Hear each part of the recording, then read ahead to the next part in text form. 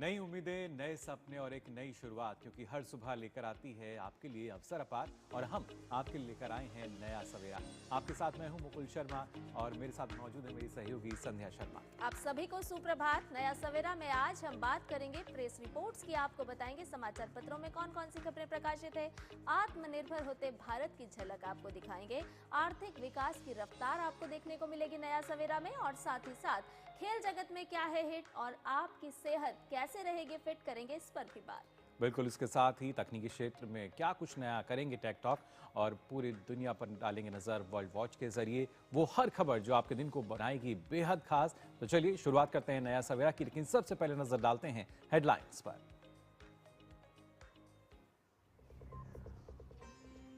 राष्ट्रपति द्रौपदी मुर्मू झारखंड दौरे पर आज संथाली भाषा की ओल चिकी लिपि के शताब्दी समारोह के समापन कार्यक्रम में होंगी शामिल।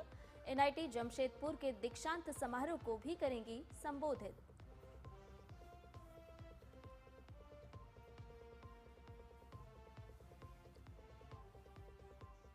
अरावली मामले पर सुप्रीम कोर्ट में 3 जजों की पीठ आज करेगी सुनवाई। मामले में उठे विवाद को देखते हुए शीर्ष अदालत ने स्वतः लिया था संज्ञान।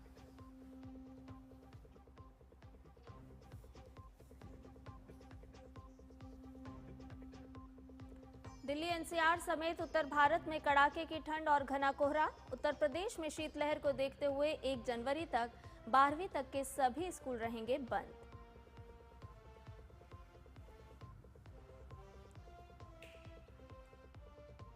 ट्रंप के साथ हुई बैठक के बाद जेलेंस्की ने कहा यूक्रेन शांति योजना पर बनी 90% सहमति।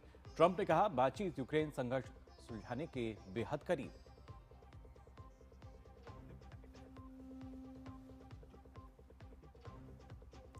श्रीलंका के खिलाफ टी20 सीरीज में भारतीय महिला क्रिकेट टीम का दबदबा जारी। चौथे टी20 को 30 रन से जीत सीरीज में 4-0 की बनाई बढ़त।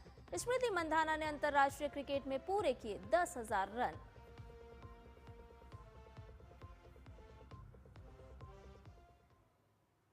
और हेडलाइंस के बाद अब आइए शुरुआत करते हैं खबरों की। विस्तार से आपको सारी खबरें बताते हैं। सबसे पहले बात कर लेते हैं राष्ट्रपति के दौरे को लेकर।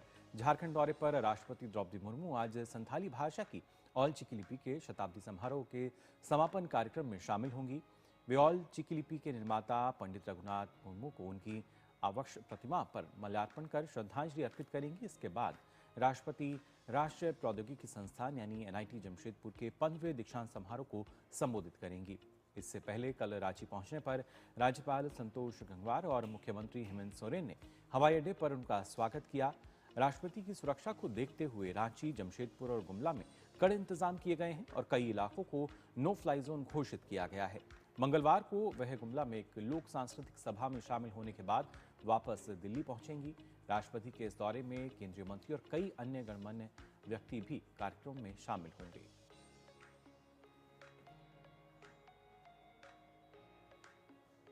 और वहीं प्रधानमंत्री नरेंद्र मोदी ने दिल्ली स्थित भारत मंडपम में आयोजित मुख्य सचिवों के सम्मेलन को संबोधित किया। इस अवसर पर प्रधानमंत्री ने सचिवों के साथ अपने विचार साझा किए।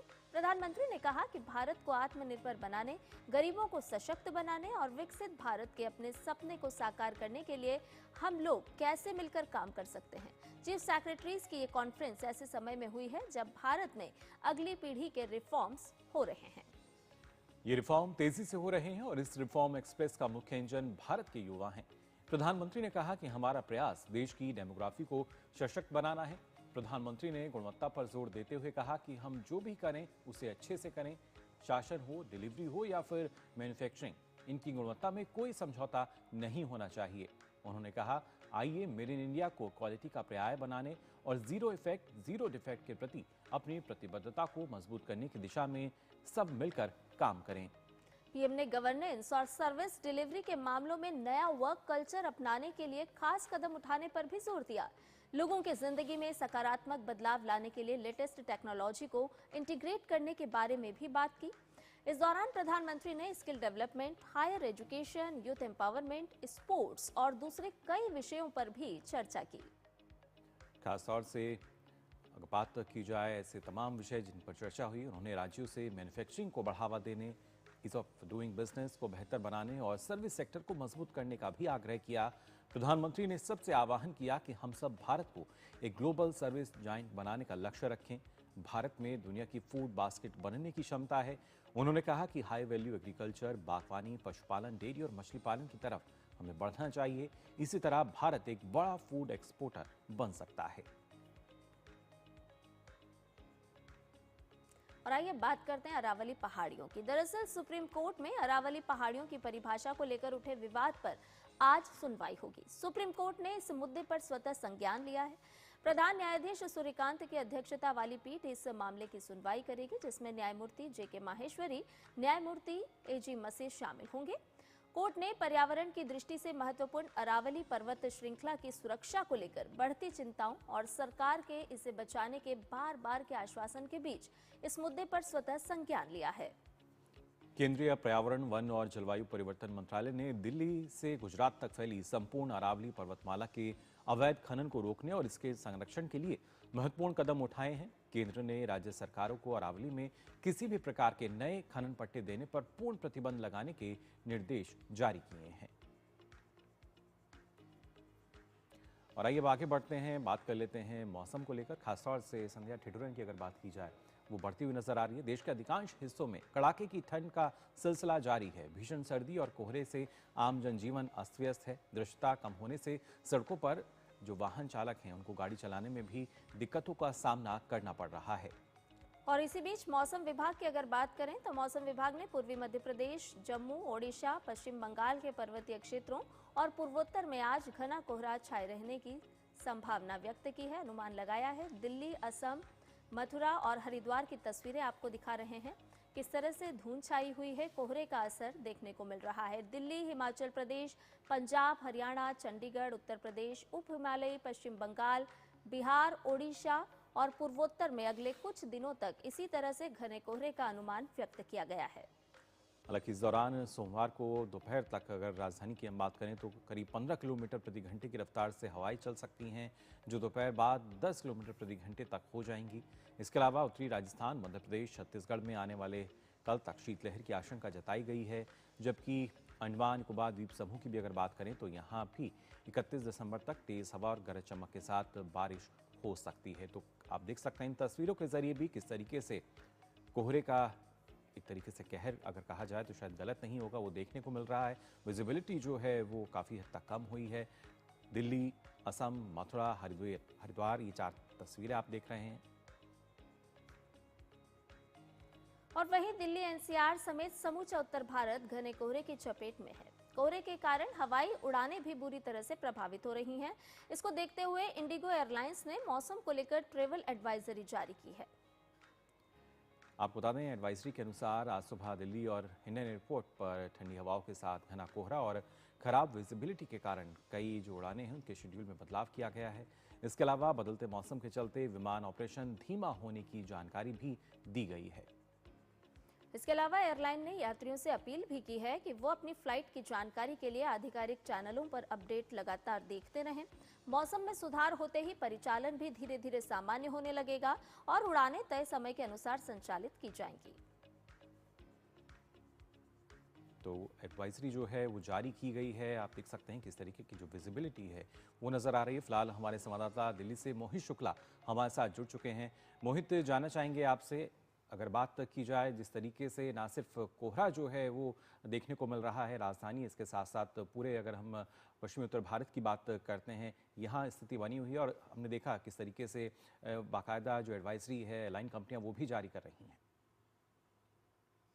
बिल्कुल बिल्कुल आप सही कह रहे हैं। राजधानी दिल्ली, एनसीआर समेत पूरा उत्तर भारत इस समय ठिठुरन और शीतलहर की चपेट में है। हर तरफ आप कहीं भी जाइए, आप उत्तर प्रदेश की बात कीजिए, राजधानी दिल्ली की बात कीजिए, आप फरीदाबाद, ग्रेटर नोएडा या फिर आप मध्य प्रदेश में जाइए, बंगाल में जाइए, बिहार में जाइए, आप कहीं भी जाइए, इस समय आपको हर तरफ ऐसे ही शीतलहर का प्रकोप देखने को मिल रहा है। मसलन इसके चलते कई जगहों पर लेट लतीफी भी हो रही है। कई ट्रेनें अपने टाइम से काफी लेट चल रही हैं। इसके साथ ही आप देख रहे हैं कि समय समय पर तमाम एयरलाइंस ने ये एडवाइजरी जारी कर रही है, जिसमें साफ तौर पर कहा गया है कि आप अपने घर से निकलने से पहले अपने फ्लाइट की सटीक जानकारी हासिल करने, मालूमात हासिल करने, क्योंकि वजह यही है, आप समझिए कि इतना ज्यादा यहाँ पर विजिबिलिटी कम है। आप पालम एयरपोर्ट की बात कीजिए, जो पालम टेक्निकल एयरपोर्ट है, पालम एरिया है, उसके आसपास विजिबिलिटी बिल्कुल ना के बराबर है। इसी तरीके से जो एक्सप्रेस वे है, चाहे आप दिल्ली मेरठ एक्सप्रेस वे की बात कीजिए या फिर आप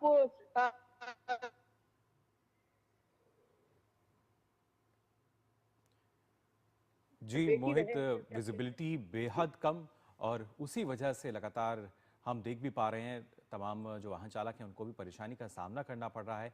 लेकिन और किस तरह का अनुमान फिलहाल मौसम विभाग ने जताया है, कब तक आखिर इस तरह की जो स्थिति है वो बनी रहेगी? बिल्कुल, बिल्कुल, आपको मैं बताऊँ कि अगले 2-4 दिन हमें कम से कम इस चीज़ से राहत नहीं मिलने वाली है। ये जो पूरा 1 वीक है, यानी कि 25 से लगाकर 31 तक, इसके लिए एक अलर्ट जारी किया गया है। साफ तौर पर बताया गया है विजिबिलिटी आपको 0 मिलेगी। इसके अलावा आपको जो ठिठुरन है, जो शीतलहर है, वो भी मिलेगी। फॉग आपको बहुत ज़्यादा मिलने वाला है और राजधानी दिल्ली के साथ तो आप समझिए कि आपको स्मॉग भी मिल रहा है। तो फॉग और स्मॉग का कॉकटेल आपको राजधानी दिल्ली एनसीआर में मिल रहा है। बाहरी इलाकों में आप जाएँगे तो वहाँ पर आपको फॉग मिलेगा।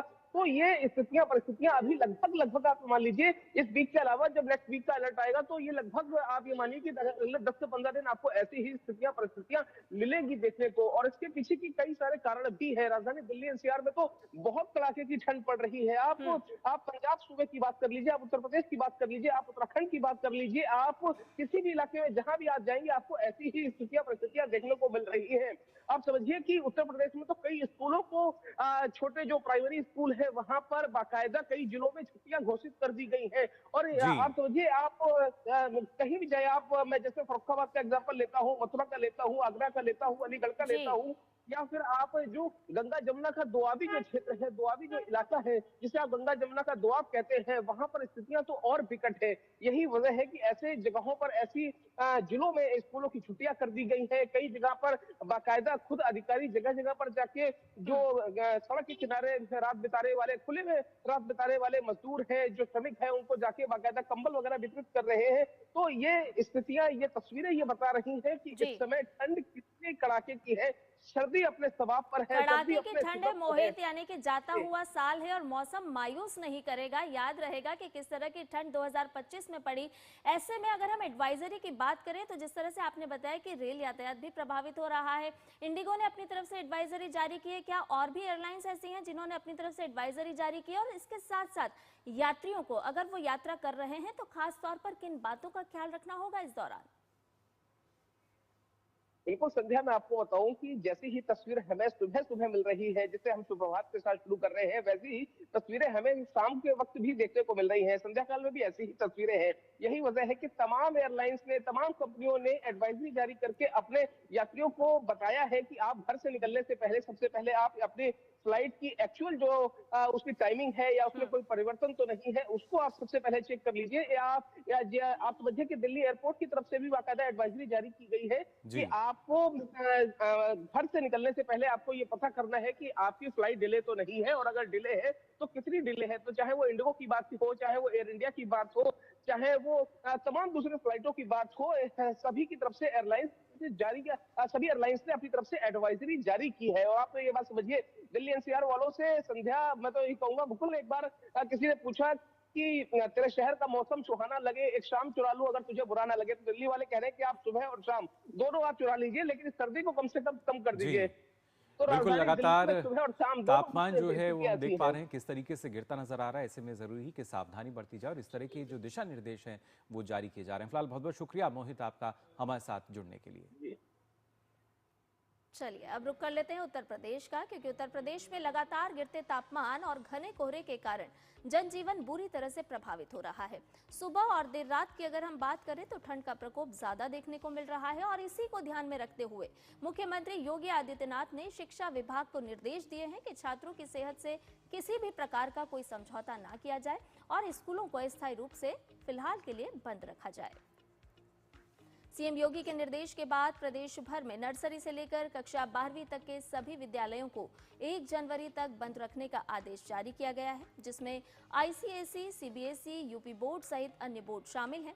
सीएम योगी ने अधिकारियों को आदेश जारी करते हुए कहा कि सभी अधिकारी क्षेत्र भ्रमण पर रहेंगे, कंबल और अलाव की व्यवस्था सुनिश्चित करेंगे, इसके साथ ही सभी रैन बसेरों की बात की जाए तो यहाँ पर भी आवश्यक व्यवस्था सुनिश्चित करने के आदेश जारी किए गए हैं। तो उत्तर प्रदेश में भी शीतलहर देखी जा रही है और इसको ध्यान में रखते हुए मुख्यमंत्री योगी आदित्यनाथ ने साफ तौर पर निर्देश जारी किए हैं। 1 जनवरी तक 12वीं तक के सभी स्कूलों को बंद रखने के निर्देश जारी किए गए हैं। अल सुबह की अगर हम बात करें, देर रात की बात करें तो कोहरे की वजह से, शीतलहर की वजह से विजिबिलिटी घट रही है और इसी को ध्यान में रखते हुए रैन बसेरों की सुविधाएं सुनिश्चित करने के लिए भी निर्देश दिए गए हैं। मुख्यमंत्री योगी आदित्यनाथ ने निर्देश जारी किए हैं।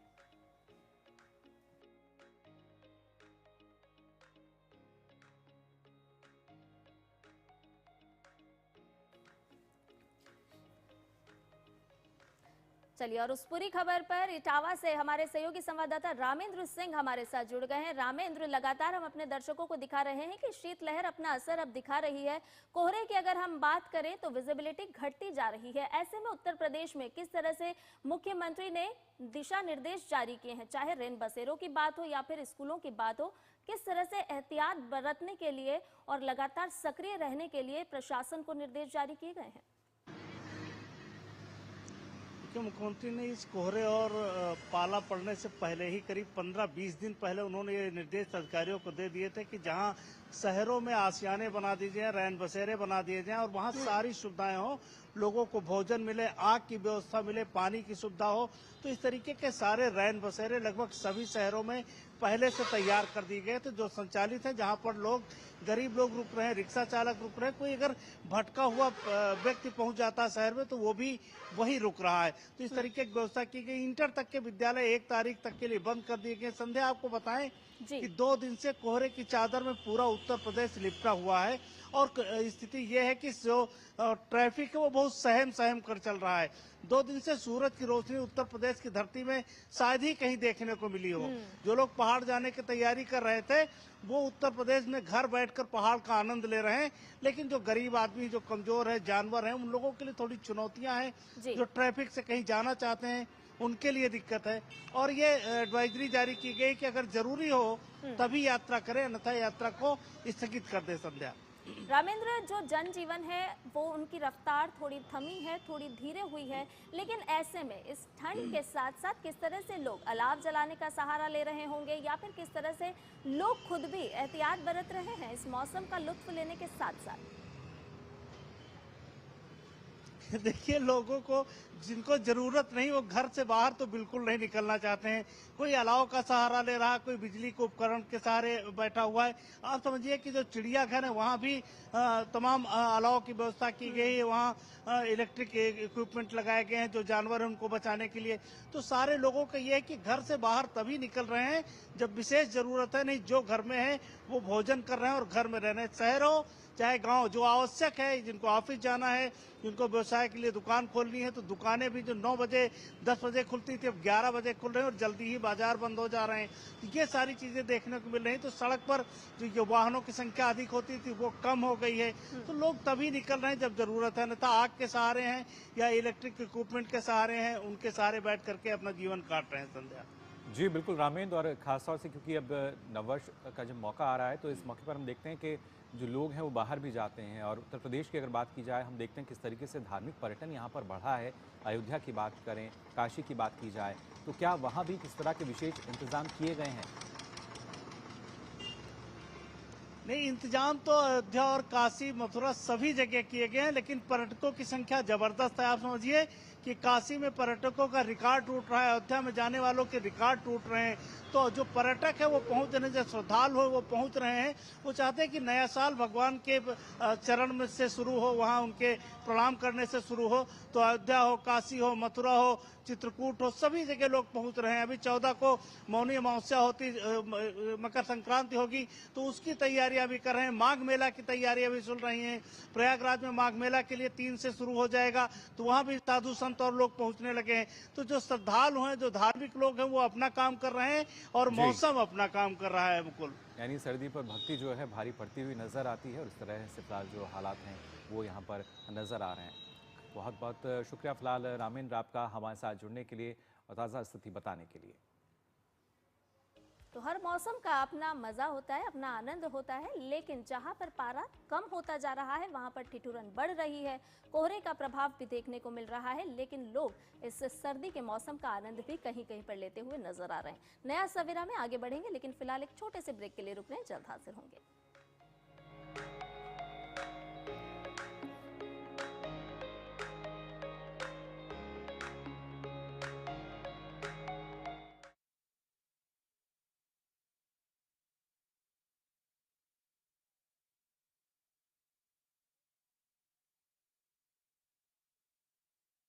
जिंदगी एक गणित है और भविष्य एक कैलकुलेशन। देखते तो हम बहुत कुछ हैं, लेकिन सच कितना जानते हैं?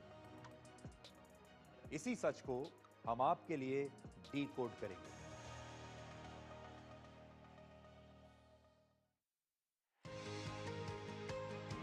म्यूचुअल फंड में कैसे करें निवेश, एसआईपी से कैसे जीती जाए इन्वेस्टमेंट की रेस, गवर्नमेंट स्कीम से कैसे मिलेगा बेहतर रिटर्न, बाजार की जोखिम में कैसे होगी सुरक्षित इनकम, पर्सनल फाइनेंस के क्लियर होंगे सब डाउट, फाइनेंशियल मिथ्स को विशेषज्ञ करेंगे आउट।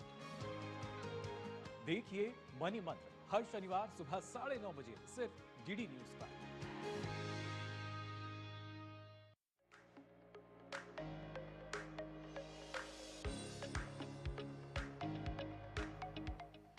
ब्रेक के बाद आप सभी का एक बार फिर स्वागत। आप देख रहे हैं नया सवेरा और आइए अब खबरों में आगे बढ़ते हैं। आपको बता दें, केंद्रीय गृह मंत्री अमित शाह आज असम दौरे पर हैं। असम आंदोलन के शहीदों को श्रद्धांजलि अर्पित करने के लिए नवनिर्मित शहीद स्मारक क्षेत्र भी जाएंगे। ये आंदोलन अवैध विदेशियों के खिलाफ चलाया गया था और असम के इतिहास में इसका विशेष महत्व है।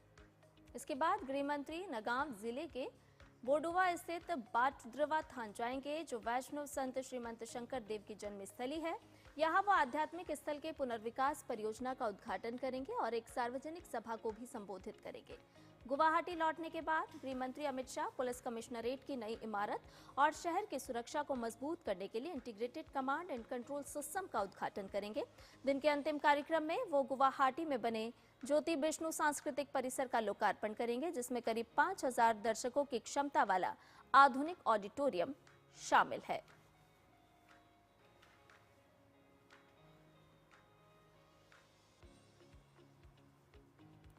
और आगे बढ़ते हैं, अब रुख कर लेते हैं वैश्विक खबरों की तरफ भी। अमेरिकी राष्ट्रपति ट्रंप और यूक्रेनी राष्ट्रपति जेलेंस्की के बीच अमेरिका के फ्लोरिडा में एक लंबी बैठक हुई और इस बैठक के बाद दोनों नेताओं ने संयुक्त प्रेस वार्ता में संकेत दिया कि अमेरिका यूक्रेन के बीच सुरक्षा समझौते पर लगभग सहमति जो है वो बन गई है। बैठक के बाद राष्ट्रपति ट्रंप ने कहा कि उन्हें उम्मीद है कि बातचीत यूक्रेन में जारी युद्ध को सुलझाने के बेहद करीब है। हालांकि इसके साथ ही राष्ट्रपति ट्रंप ने कहा कि जमीन से जुड़े कुछ मुश्किल मुद्दों को सुलझाना जरूरी है। वहीं बैठक के बाद राष्ट्रपति जेलेंस्की ने कहा कि राष्ट्रपति ट्रंप के साथ हुई बैठक में कई अहम नतीजे निकले हैं।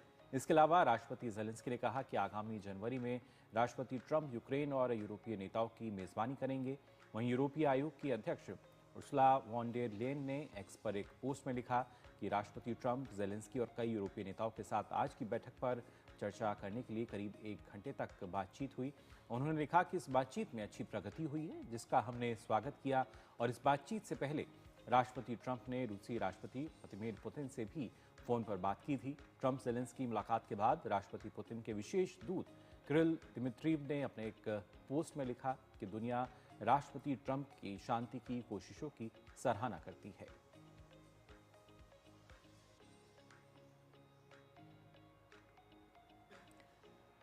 तो काफी महत्वपूर्ण कि किस तरीके से संध्या अगर देखा जाए लगातार जो प्रयास चल रहे हैं वो अब कहीं ना कहीं अंतिम पड़ाव पर नजर आ रहे हैं। बिल्कुल, और एक ये सकारात्मक उम्मीद भी जागती हुई नजर आ रही है। हालांकि पूरी दुनिया की निगाहें हैं कि किस तरह से जो लंबे समय से रूस और यूक्रेन का संघर्ष चल रहा है वो किस तरह से जल्द ही अब शांति में तब्दील होने वाला है। इसी खबर पर हम आगे भी बने रहेंगे, लेकिन फिलहाल एक छोटे से ब्रेक के लिए रुक रहे हैं। अदरक की हुई कुटाई, चाय की पतीली चढ़ाई, ऐसी बनी चाय। सिर्फ अदरक से चाय का स्वाद नहीं आएगा। नहीं आएगा बेटा, चाय का असली टेस्ट MDHD+ से ही आएगा। लौंग, हरी इलायची से भरपूर MDH हिंग मसाला। मसाले सच MDH। दिल्ली की हर सड़क अब धुएं और शोर से मुक्त, हर सफर आरामदायक और हर सांस ताजगी से भरी। 2 दशकों से प्रदूषण की मार झेलती दिल्ली अब बदलाव की राह पर। स्वच्छ हवा और बेहतर जीवन के लिए दिल्ली की नई सरकार लगातार ठोस कदम उठा रही है। सिर्फ 10 महीनों में 1350 ई बसों के जरिए साफ हवा, सुरक्षित सफर, जीरो एमिशन, शांत और आधुनिक सीसीटीवी, जीपीएस और पैनिक बटन जैसी स्मार्ट सुविधाओं के साथ ये बसें हर दिन धुआं, धूल और प्रदूषण को कम कर दिल्ली को बनाती हैं स्वस्थ और हरियाली भरा शहर। दिल्ली सरकार का लक्ष्य सरल है, हर सांस साफ, हर सफर सुरक्षित और दिल्ली प्रदूषण मुक्त। मुख्यमंत्री रेखा गुप्ता के नेतृत्व में नई हवा, नई ऊर्जा, नई दिल्ली।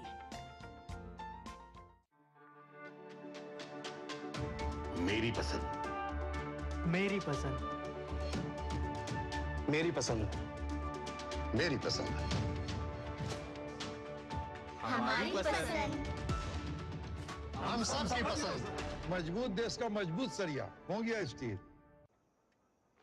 पापा, फीस ज्यादा है। बेटा, याद है बोनस के कुछ पैसे हमने दूसरे खाते में रखे थे?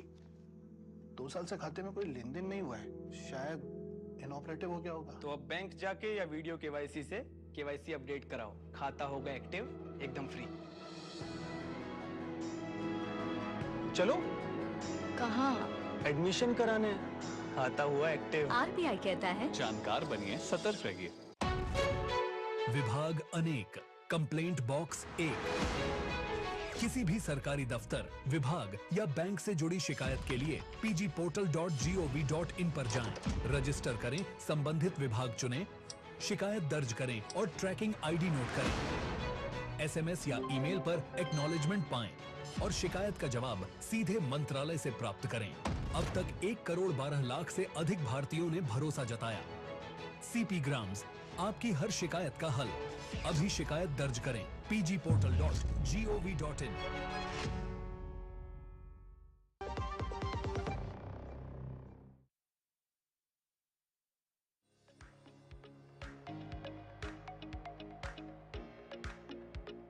सवेरा में आपका एक बार फिर से स्वागत है और ब्रेक पे जाने से पहले हम आपको बता रहे थे कि रूस और यूक्रेन के बीच जो संघर्ष है उसको लेकर के अब लगातार बैठकों का दौर चल रहा है।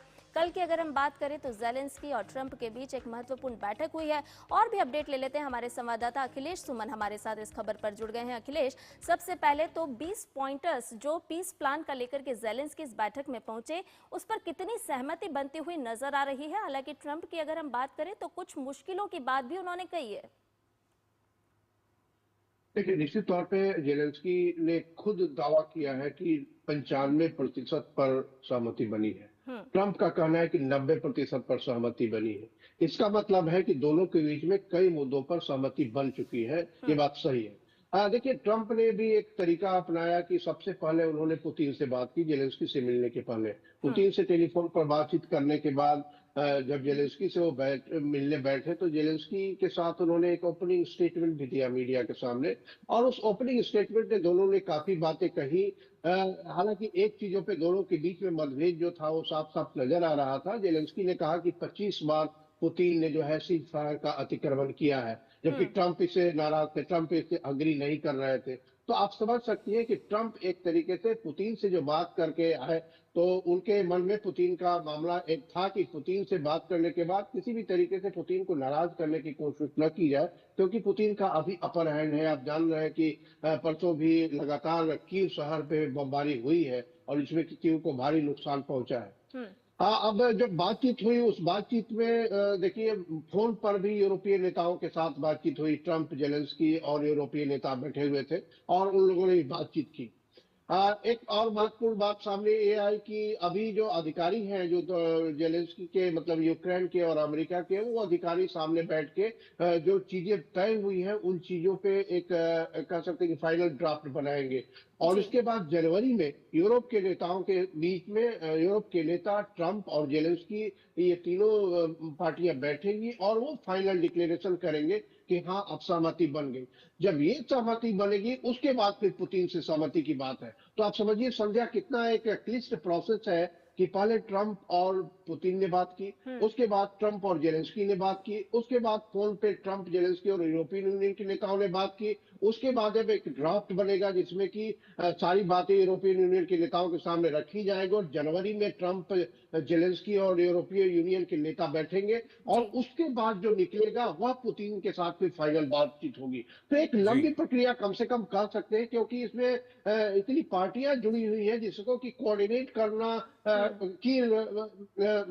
के बारे में कहा जा रहा है। जो ब्रिटेन के प्रधानमंत्री हैं उनके बारे में कहा जा रहा है कीर स्टारमर कि वो इसमें कोऑर्डिनेट कर रहे हैं। अब देखना होगा कि किस तरीके से कोऑर्डिनेशन होता है, क्योंकि अगर जनवरी में बातचीत होनी है तो उस बातचीत का नतीजा पुतिन के सामने रखा जाएगा और पुतिन को अग्री करना होगा। तो जो सबसे महत्वपूर्ण एक बात जो चाहते थे जेलेंस्की कि यूएस जो है सिक्योरिटी गारंटी दे, उनका कहना है कि यूएस सिक्योरिटी गारंटी देने के लिए तैयार हो गया है।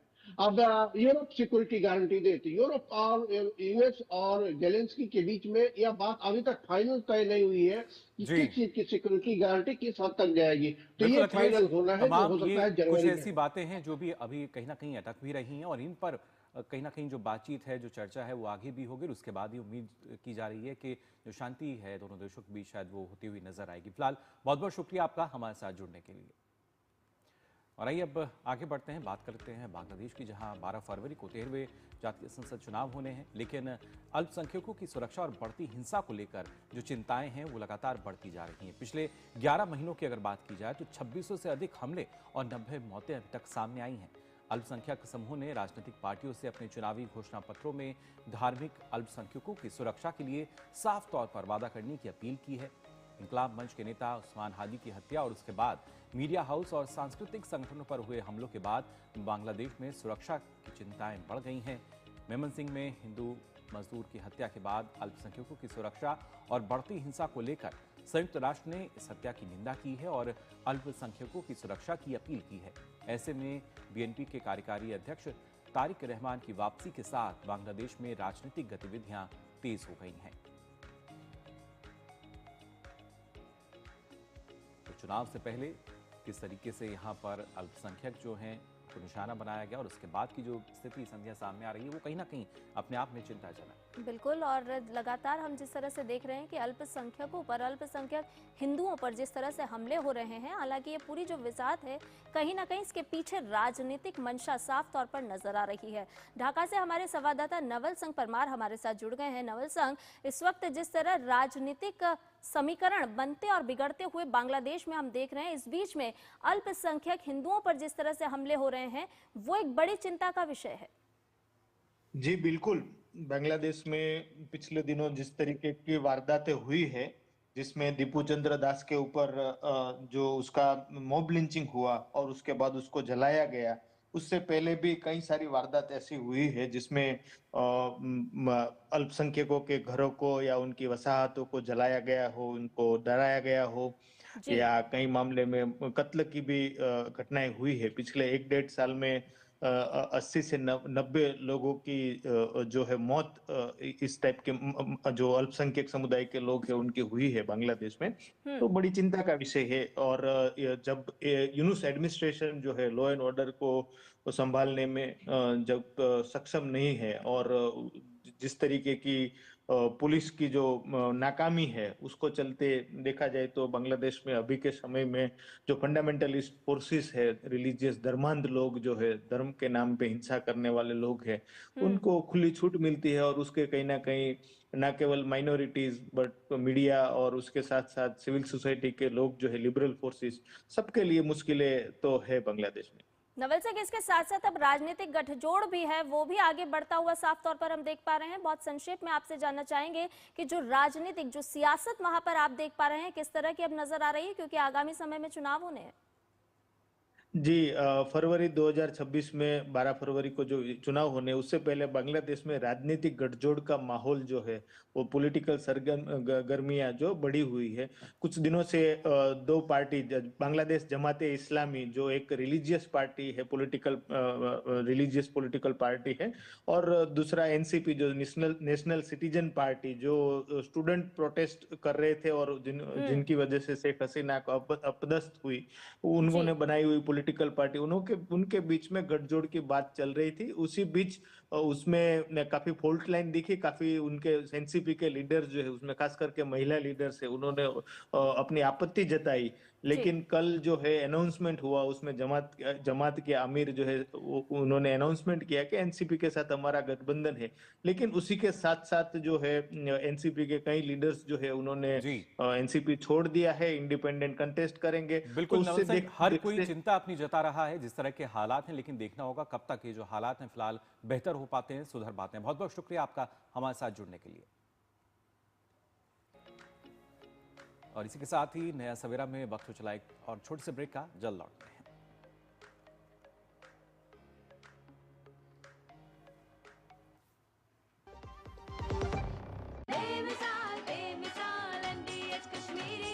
लाल रंग इसका अपार, तीखा कम है फिर भी स्वाद। बेमिसाल बेमिसाल MDH कश्मीरी।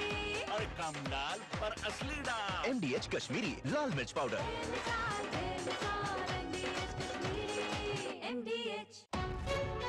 विभाग अनेक, कंप्लेंट बॉक्स 1। किसी भी सरकारी दफ्तर, विभाग या बैंक से जुड़ी शिकायत के लिए pgportal.gov.in पर जाएं, रजिस्टर करें, संबंधित विभाग चुनें, शिकायत दर्ज करें और ट्रैकिंग आईडी नोट करें। एसएमएस या ईमेल पर एक्नॉलेजमेंट पाएं और शिकायत का जवाब सीधे मंत्रालय से प्राप्त करें। अब तक 1 करोड़ 12 लाख से अधिक भारतीयों ने भरोसा जताया। सीपी ग्राम्स, आपकी हर शिकायत का हल। अभी शिकायत दर्ज करें pgportal.gov.in। जब धरती चीर कर निकलता है लोहे का पत्थर और मिलता है मोंगिया के जोश से, फिर तपता है, पिघलता है और बनता है फौलाद। अब होता है सरिया सारी खूबियों के साथ। मोंगिया स्टील, मजबूत देश का मजबूत सरिया। ओ हरी भैया, अरे वाह, खेतों में कौन सी फसल लगाए हो? 12 महीने कमा कर दे ऐसी फसल। क्या? मैंने नया व्यवसाय शुरू किया है। उसके लिए पैसे? इसमें किसी निवेश की जरूरत ही नहीं। अच्छा मुखिया जी। अरे मुखिया जी नमस्ते। अरे हरी, कब आ रहे हो? आप बस चलिए, मैं पहुंचता हूं। अब मैं LIC एजेंट हूं।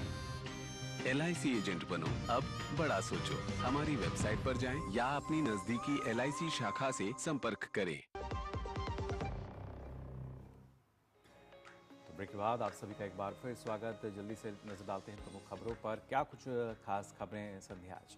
बिल्कुल, सबसे पहले हम अपने दर्शकों को बता देते हैं भारत की प्रगति से जुड़ी हुई खबर। जी हां, मुख्य सचिवों के राष्ट्रीय सम्मेलन में प्रधानमंत्री नरेंद्र मोदी ने शिरकत की और उन्होंने विकसित भारत का मूल मंत्र देते हुए क्या कहा? उन्होंने कहा कि रिफॉर्म एक्सप्रेस पर सवार है भारत और भारत बन सकता है दुनिया का फूड बास्केट। इसके साथ साथ उन्होंने कई प्रमुख बातों का जिक्र किया। उन्होंने युवा शक्ति का जिक्र किया। उन्होंने कहा कि विनिर्माण और कारोबार सुगमता में सुधार से देश किस तरह से वैश्विक सेवा शक्ति बनकर उभर सकता है, और भी कई महत्वपूर्ण बातों का जिक्र प्रधानमंत्री नरेंद्र मोदी ने किया है। और बढ़ते हैं अगली खबर की तरफ। आपको बता दें, राष्ट्रपति द्रौपदी मुर्मू ने नौसैनिक पनडुब्बी यानी स्वैच्छिक पर यात्रा की। कर्नाटक की अगर बात की जाए तो यहाँ कारवार वो पहुंची थी नौसैनिक अड्डे पर, और उसके बाद नौसेना के इतिहास का एक विशेष पल ये माना जा रहा है, क्योंकि ऐसा करने वाली वो देश की दूसरी राष्ट्रपति हैं, जो कि बता रहा है कि किस तरीके से नौसेना की क्षमता और आत्मनिर्भर भारत लगातार आगे बढ़ रहा है। और अगली खबर हम अपने दर्शकों को दिखा देते हैं। वो खबर है जनसत्ता अखबार ने आज पहले पेज पर ली है। ऑपरेशन सिंदूर से जुड़ी हुई ये खबर है और बता रही है कि पाक के उप प्रधानमंत्री डार ने क्या कहा है। उन्होंने कहा कि नूर खान सैन्य अड्डे को हुआ था भारी नुकसान, ये बात अब स्वीकार की गई है। बंकर में छिपने की सलाह मिली थी, ये बात जरदारी ने कही है। तो आखिरकार पाकिस्तान ने सच कबूल लिया है और ऑपरेशन सिंदूर के दौरान भारत ने 10 मई की सुबह नूर खान में वायुसेना अड्डे पर जो हमला किया था उसे स्वीकार किया गया है। और साथ ही जो अगली खबर है वो भी बताती हुई कि किस तरीके से वैश्विक स्तर पर अब हर किसी का भरोसा भारत के लिए बढ़ रहा है। अमेरिकी कंपनी लॉकहीड मार्टिन की अगर बात की जाए तो देश में विमान उत्पादन करने के लिए उसने अपनी इच्छा जताई है।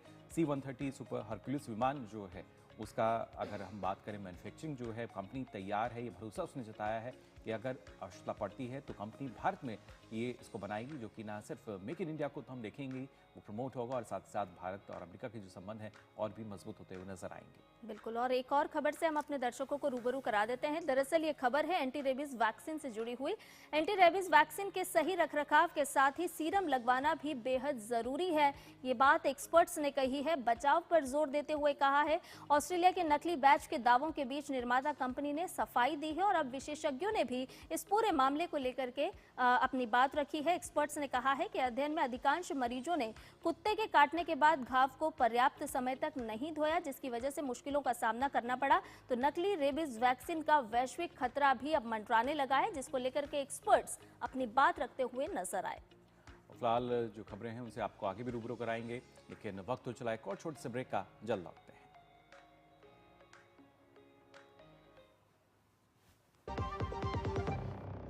समाज ऐसा होना चाहिए जिसमें कोई भी भूखा न रहे, छोटा बड़ा इससे ऊपर उठकर सब लोग मिलकर साथ रहे।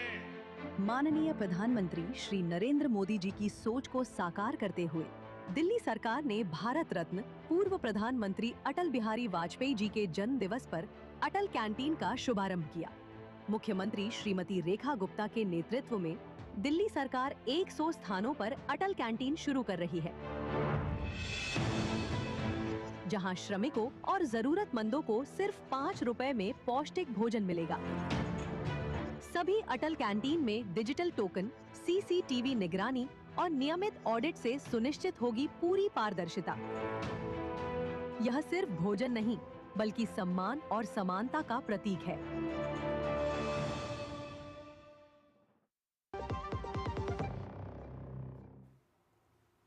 ब्रेक के बाद आप सभी का एक बार फिर स्वागत। नया सवेरा।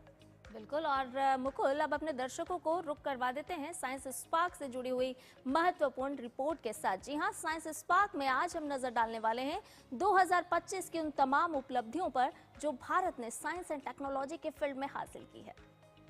तो आइए सीधा रुक कर लेते हैं हमारे सहयोगी गौरव का और देखते हैं साइंस स्पार्क टीम की एक खास रिपोर्ट। आप सब जय जवान जय किसान के विजन से लंबे अरसे से परिचित रहे। रिसर्च और फोकस करते हुए हमने उसमें जय विज्ञान और जय अनुसंधान भी जोड़ा है।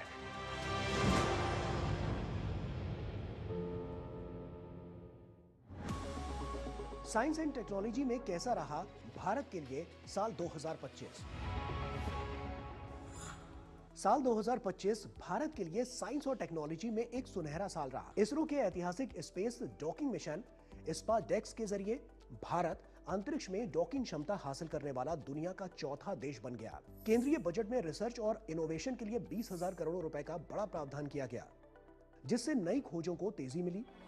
भारतीय वैज्ञानिकों ने ग्रीन हाइड्रोजन को सस्ता बनाने की तकनीक विकसित की, जिससे साफ ऊर्जा को बढ़ावा मिलेगा। भारतीय मूल की अंतरिक्ष यात्री सुनीता विलियम्स और उनके साथी करीब 9 महीने बाद अंतरराष्ट्रीय अंतरिक्ष स्टेशन से सुरक्षित धरती पर लौटे, जिससे अंतरिक्ष विज्ञान में धैर्य और तकनीक की ताकत दिखाई दी। 10,370 करोड़ रुपए से इंडिया एआई मिशन की शुरुआत हुई, जिससे भारत में आर्टिफिशियल इंटेलिजेंस को नई ताकत मिली और हर क्षेत्र में एआई ने धूम मचाई। भारत जैन नाम का भारत का पहला स्वदेशी एआई आधारित multi modal large language model launch किया गया। भारतीय गगन यात्री शुभांशु शुक्ला एक्सियोम 4 मिशन के तहत स्पेस एक्स ड्रैगन से अंतरराष्ट्रीय अंतरिक्ष स्टेशन पहुंचे, जहां उन्होंने कई वैज्ञानिक प्रयोग किए। इसके अलावा एक बहुत ही खास मिशन भी लॉन्च हुआ, इसरो नासा का संयुक्त निसार सैटेलाइट, जो हर मौसम में धरती की साफ तस्वीरें लेकर आपदाओं, खेती और पर्यावरण की निगरानी करेगा। गगनयान मिशन अपने अंतिम चरण में पहुंचा, जिससे भारत के अपने अंतरिक्ष स्टेशन और भविष्य के मानव मिशनों की नींव मजबूत हुई। भारत ने 6G टेक्नोलॉजी के भविष्य का रोडमैप जारी किया, जिससे आने वाले समय में सुपरफास्ट इंटरनेट संभव होगा। सेमिकॉन इंडिया 2025 मिशन के तहत भारत ने अपना पहला पूरी तरह से देसी सेमीकंडक्टर चिप विक्रम लॉन्च किया, जिससे विदेशी चिप्स पर अब निर्भरता कम होगी और सेमीकंडक्टर मिशन तेजी के साथ आगे बढ़ेगा। इसरो ने CMS-03 मिशन के तहत अपने सबसे शक्तिशाली रॉकेट LVM-3 M5, जिसे बाहुबली भी कहा जाता है, का उपयोग करके संचार उपग्रह यानी कि सैटेलाइट CMS-03 को सफलतापूर्वक GTO में स्थापित किया। इसके अलावा भारत ने एस्टिक 2025 कॉन्क्लेव की मेजबानी की, जहां दुनिया भर के बड़े वैज्ञानिक और इनोवेटर्स जुटे और सरकार द्वारा 1 लाख करोड़ रुपए का रिसर्च फंड शुरू हुआ, जिससे भारत ग्लोबल साइंस हब बनने की ओर बढ़ा है। साथ ही नवंबर महीने में ही क्वांटम टेक्नोलॉजी को लेकर और बेहतर इसे बनाने के लिए 720 करोड़ रुपए से क्वांटम फैब्रिकेशन मिशन की शुरुआत हुई।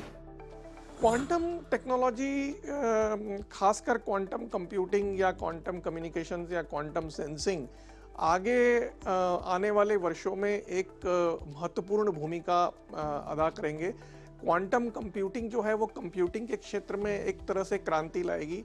जो कई सारी प्रॉब्लम्स हैं, जैसे ड्रग डिस्कवरी के क्षेत्र में या एडवांस मटेरियल्स के क्षेत्र में, जो अभी क्लासिकल कंप्यूटर्स पर काम नहीं हो सकते हैं या उसमें ज़्यादा समय लगता है, या कई समस्याएं जो इतनी जटिल हैं जो सिर्फ क्वांटम कंप्यूटर के द्वारा ही सॉल्व हो सकती है, तो उन क्षेत्रों में क्वांटम कंप्यूटर एक महत्वपूर्ण भूमिका अदा करेंगे।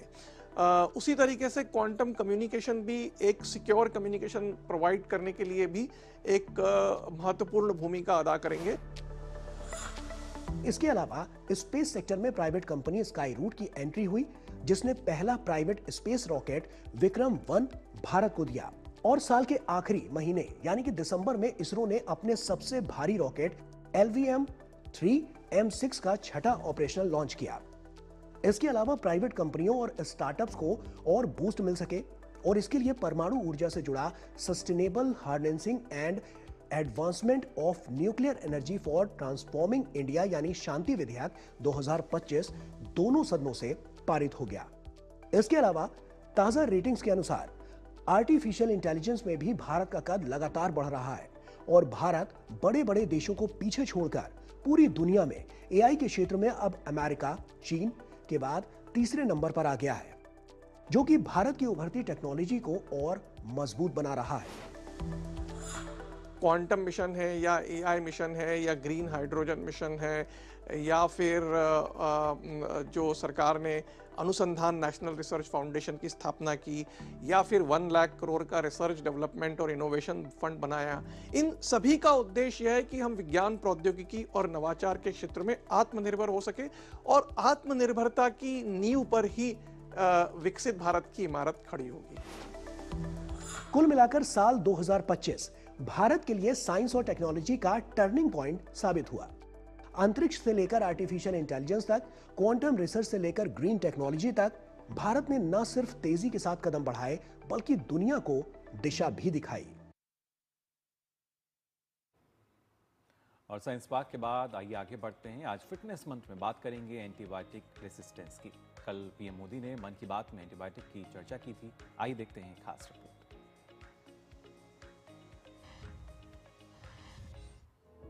किसी भी स्थिति में बीमार होने पर दवाएं हमारे लिए जीवन रक्षक साबित होती हैं। लेकिन जरा सोचिए, यदि ये दवाएं असर करना बंद कर दें या इनका असर कम होने लगे तो ये स्थिति है एंटीमाइक्रोबियल या एंटीबायोटिक रेजिस्टेंस।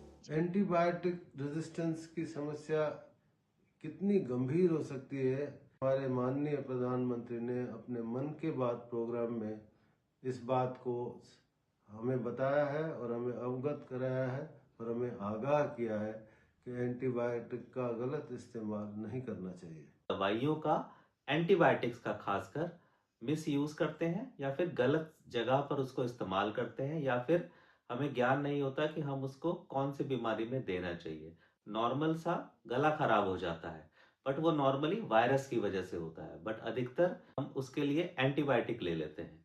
उस वायरस को एंटीबायोटिक तो नहीं मारता, बट वो एंटीबायोटिक लेने से हमारे अंदर, बैक्टीरिया के अंदर रेजिस्टेंस पैदा हो जाता है।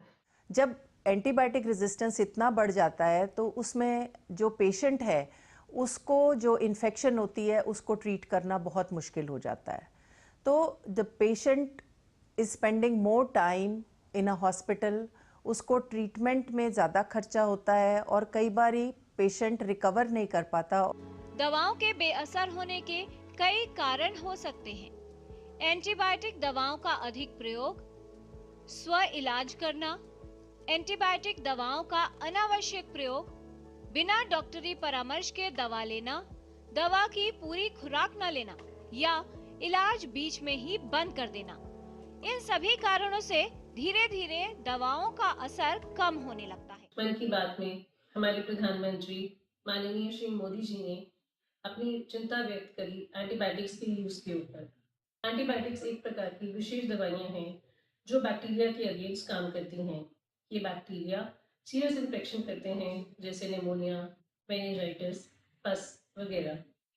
ये एंटीबायोटिक्स तभी इस्तेमाल करनी चाहिए जब हम श्योर हैं कि ये बैक्टीरिया इन इन्फेक्शंस को कॉज कर रही हैं। एंटीबायोटिक केवल उन्हीं बीमारियों के विरुद्ध काम करती है जिन बीमारियों में का कारण बैक्टीरियल इन्फेक्शन होता है। हम सबों की यह जिम्मेदारी बनती है कि हम लोग एंटीबायोटिक रेसिस्टेंस के विरुद्ध जन जागरूकता फैलाएं और लोगों को यह संदेश ज़्यादा से ज़्यादा फैलाएं कि वो एंटीबायोटिक का प्रयोग पूरी समझदारी के साथ करें और इसका प्रयोग तभी करें जबकि डॉक्टर इस चीज़ के लिए हमें सलाह दें।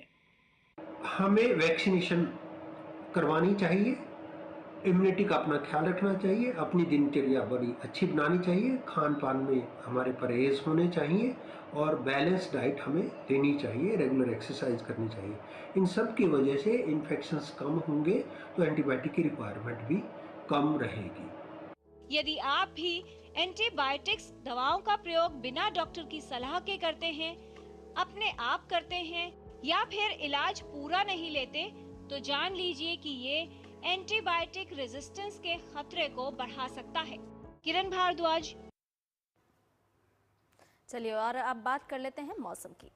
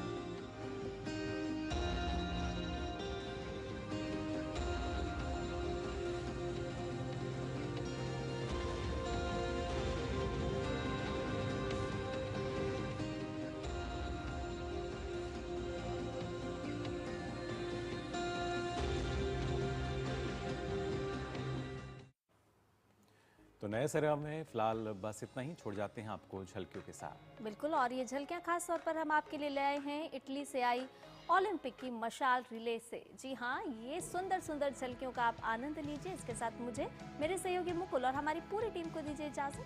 नमस्कार।